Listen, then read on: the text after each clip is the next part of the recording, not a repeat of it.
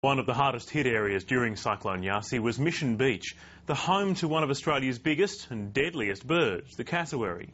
Wildlife carers are worried the endangered birds are running out of food and have nowhere to live, after thousands of hectares of rainforest was stripped bare. For thousands of years, cassowaries have called this far north Queensland rainforest home, but in less than 24 hours this dense tropical landscape was destroyed. For the birds in this area, this is fairly grim, that's for sure. The giant birds are facing a food shortage, and like many people in the region, they no longer have a home. And cassowaries need to walk to cover a lot of ground, so individual birds are going to really be restricted in where they can travel and how they can move around.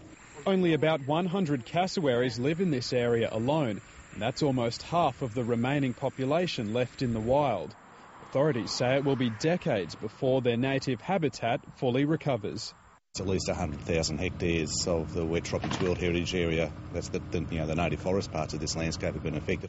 Wildlife rangers are working on setting up a cassowary triage centre in Mission Beach, but they're warning that the native species mustn't become reliant on people.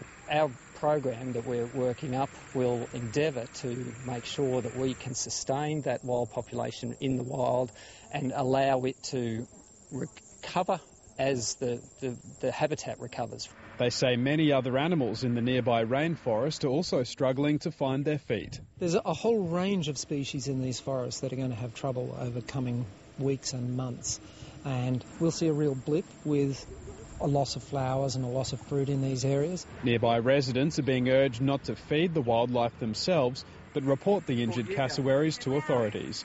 Josh Babbis, ABC News, Mission Beach.